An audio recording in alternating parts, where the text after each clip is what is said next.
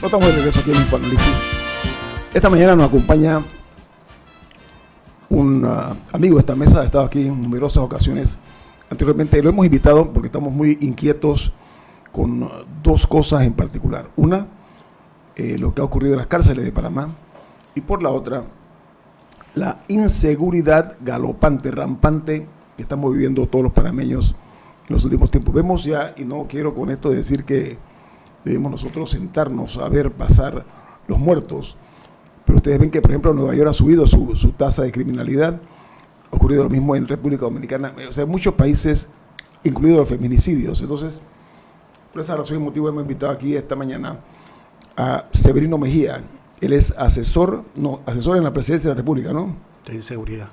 Asesor en seguridad en el Ministerio de la Presidencia de la República, y el enlace entre la Presidencia y el Ministro de Seguridad, Mirones, ¿no? Rolando Mirones, disculpen, gracias. Entonces, nuestro invitado aquí esta mañana nos va a hablar acerca de lo que ha ocurrido en las cárceles en Panamá, porque eso no puede quedar como parte de un anecdotario, señor Mejía. Esto es una señal que se ha mandado muy clara, que ojalá sea correctamente leída, ¿no? Sí. Primero que todo, muy buenos días, Guillermo. Gracias por la invitación. Ciertamente el tema de las cárceles panameñas no es de ahorita. Es un problema de vieja data en la que la sociedad tenemos morosidad con ese tema. Siempre hemos pensado que las cárceles es una especie de cerro patacón donde el despojo humano, es decir, el delincuente, hay que meterlo ahí y tirar la llave. Y lo que nosotros estamos observando es la acumulación de un fenómeno que tiene explicaciones multicausales y que sin lugar a duda, por el retraso en la atención del sistema penitenciario, hoy estamos pagando lo que observamos. Lo que ocurre en las cárceles es directamente proporcional al efecto que se da en un país. Es decir, a mayor violencia en las cárceles, replica en la conducta antisocial en la sociedad. Y este es un hecho que debemos tenerlo muy presente. Lo mismo que hay que tener muy claro que la violencia e inseguridad de un Estado, ya sea aquí, Centroamérica, y en Estados Unidos o donde sea, es un problema de salud pública. Es un problema de carácter social que nos indica que esa sociedad está padeciendo un problema que no se ha atendido porque no se ha tenido la visión oportuna de poder prevenir estos hechos. Y es ahí el problema que estamos viviendo. Siempre hemos considerado la represión como el esfuerzo principal del Estado y hemos dejado de atender esa fábrica que está permitiendo la entrada de proyectos de hombre y mujer al sistema antisocial que hoy día vivimos. Los escuché hablando en el tema del feminicidio. Sí, en la mayoría de los casos, en los asesinatos del feminicidio no es más que asesinar a una mujer por ser mujer. No solamente es por cuestiones de pasiones amorosas o lo que sea. Los celos. Aquí lo que se está dando es que la mujer hoy día tiene una mayor participación en actividades antisociales. Principalmente. ¿Participan en asaltos? Eso es lo que usted está diciendo. No tanto en temas de narcotráfico. Okay. Porque es menos sospechosa. No ha sido muy tradicional que la mujer esté involucrada, y aquí en Panamá la participación de la mujer en delitos se está incrementando. Y esto puede explicar un poco por qué razón hay mujeres que aparecen asesinadas. O sea, ya ha habido... Pero muchas de ellas son utilizadas, sobre todo extranjeras, para ser portadoras, le dicen mulas, creo es que correcto, con mula. mucho respeto, ¿no? Así las denominan porque son las que traen droga, algunas de ellas sin saber qué es lo que están llevando, u otras también con sí, porque el dinero que le dan a cambio definitivamente les resuelve un problema económico que tienen ellas. Pero crea un problema social, ¿no? Totalmente. Entonces, lo de las cárceles es lamentable. Esta era una crónica anunciada que se venía quizás dando a través de lo que se ha leído, y es un hecho que hay que reconocer, no se le dio la atención. Usted en las cárceles, tenemos una ley, la ley 55, no podemos decir que todo es un desastre, eso no es cierto, no es sensato señalarlo. Se hizo una ley 55 en el 2003, si mi memoria no me es infiel, la ley 42, que crea la carrera penitenciaria, y un decreto ejecutivo 393 que la reglamenta. El problema es, como en nuestro querido país, las leyes están ahí, están en la biblioteca, o están metidas en un cofre, no se usan, o no se aplican, o no se aplican. Entonces, esta ley 55 es una ley de avanzada, es una ley que, manejada 100%, las cosas pudiesen de alguna manera permitirnos evaluar los indicadores, o sea, la gestión por resultado. ¿Qué quiere decir con esto? Si hoy día la reincidencia, es decir, el delincuente que sale del sistema y regresa, es de un 60 a 65%, y la explicación que se da es que no se da la resocialización, y nosotros comenzamos a ver aplicado científicamente la resocialización, eso debe bajar, debe ir disminuyendo. A ver, pero vamos a un hecho trágico que ocurrió recientemente, el intercambio de disparos dentro de un penal, una cosa muy grave, Totalmente por el tipo grave. de armas que usaron, que eran armas de guerra, AK-47, calibre 38, 9 milímetros, etcétera. Eso tiene allí o un alto grado de complicidad o un alto grado de negligencia, la voy a dejar así, corrupción.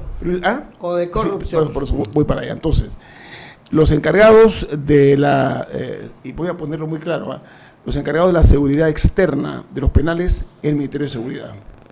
La Policía Nacional, La correcto. policía, sí, el Ministerio de Seguridad. Adentro están lo que llaman custodios, ¿no? Así Muchos de ellos son civiles. Así es. ¿Cómo se puede romper esos dos anillos, se les llama, ¿no? ¿Cómo es posible que se pueden vulnerar esos dos anillos y que entre a la cárcel este tipo de armamentos?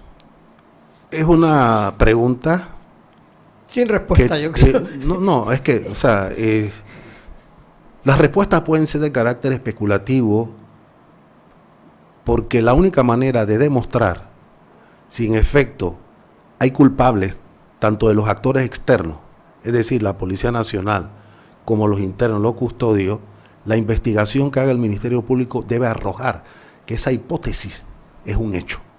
No, es un hecho. Es un consumado. hecho, pero tiene que ser demostrado. Naturalmente que el olfato me indica a mí que si hoy día, por ejemplo, los penales, muchos de ellos son cubiertos también por la Policía Nacional, es decir, que están realizando su gestión a lo interno, porque los custodios, la relación... El contacto son los custodios. Los custodios son los que a nivel interno, pero resulta que Afuera la la policía. presencia de ellos es asimétrica. Tú no puedes concebir 3,000 y pico privados con 80 y pico custodios. Esto es totalmente asimétrico. Mal pagado también. Sobre todo, mal pagado. Entonces, eso ha obligado que la policía tenga que tomar cartas en el asunto. ¿Que hay corrupción? Sin lugar a dudas. Y no es el tema de la corrupción, sino el desarrollo o la arquitectura que ha originado por muchos años la existencia de un cartel que propicia la corrupción como tal.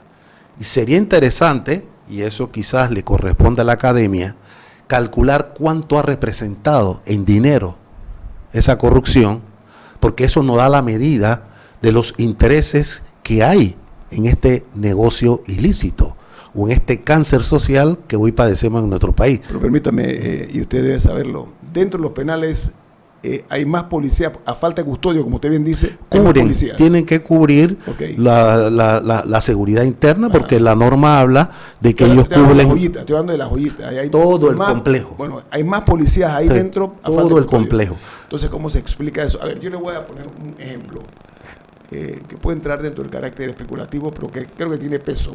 Se habla de que una de las oportunidades que se presentan es los camiones que llevan alimentos, etcétera, ¿no? Que allí se cuelan las armas, porque, como dijo una mujer muy popularmente, una K-47 no cabe en las entrepiernas. Eso está claro y definido. Los familiares Me pareció, no tienen nada que ver con los eso. familiares ellos mismos se quejan Sí. de que a las mujeres las manosean, Así es. lo cual es un delito también, un irrespeto. Es algo indigno, es humillante. Ve, o sea, entonces, ¿cómo entran las armas estas a los penales? Es la pregunta que me hago yo, que se debe hacer el gobierno. te lo digo en una palabra francesa: laissez-faire. Falta de Dejar hacer. ese frismo. Ajá. Dejar hacer. Ajá. Eso indica que tenemos otro problema: falta de control y supervisión. Ok, ¿qué vamos a hacer? Y es ahí lo que nos lleva al punto de que se dice que es la policía la responsable. No podemos generalizar, pero responsables son los directores que son enviados a cumplir esa tarea. Desafortunadamente, los oficiales, clases y agentes que son enviados al sistema han sido tradicionalmente por castigo. Yo le hago una pregunta a usted.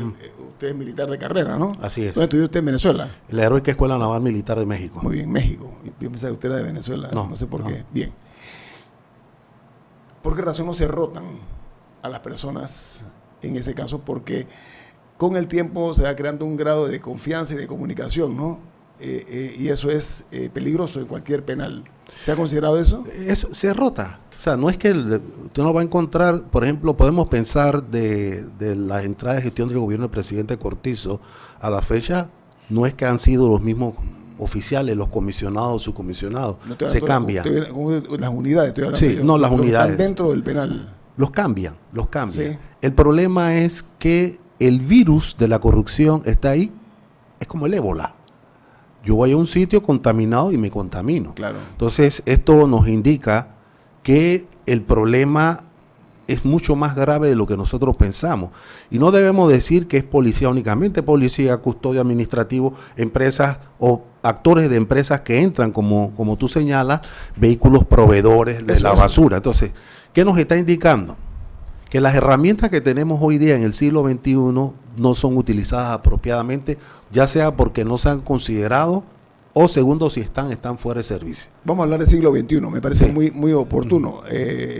Severino Mejía nos acompaña hoy, es asesor de seguridad en la Presidencia de la República y es el contacto directo entre la Presidencia y el Ministro de Seguridad. Nadie mejor que él.